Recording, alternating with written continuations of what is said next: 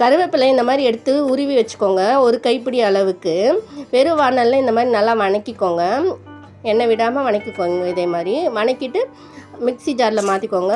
ஒரு ஸ்பூன் எண்ணெயில் கடலைப்பருப்பு 2 ஸ்பூன், உளுத்தம்பருப்பு 2 ஸ்பூன், மிளகு ஒரு 10-15 நல்லா போட்டு நல்லா வணக்கிக்கோங்க. ரோஸ்ட் ஆன பிறகு கொஞ்சமாக புளி, உப்பு தேவையான அளவு போட்டு நல்லா வணக்கிக்கோங்க. இந்த அளவுக்கு கலர் சேஞ்ச் ஆன பிறகு கருவேப்பிலை போட்டிருக்க மிக்ஸி ஜார்லேயே போட்டு நல்லா பவுட்ரு பண்ணிக்கோங்க. மிக்சியில் 1 ஸ்பூன் நெய்யில் ஒரு 10-15 முந்திரி நல்லா ஒடிச்சு 1-2 உடச்சி இந்த மாதிரி வணக்கிக்கோங்க. ஆஃப் பண்ணிவிட்டு கருவேப்பிலை பொடியை எவ்வளோ வேணுமோ அந்த பொடி போட்டுக்கோங்க. நான் 2.5 ஸ்பூன் போட்டிருக்கேன்.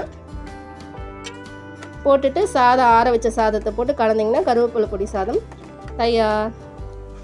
குழந்தைங்களுக்கு லஞ்ச் பாக்ஸுக்கு தயார். பிடிச்சிருந்தா லைக் பண்ணுங்கள், சப்ஸ்கிரைப் பண்ணுங்கள். தேங்க்யூ.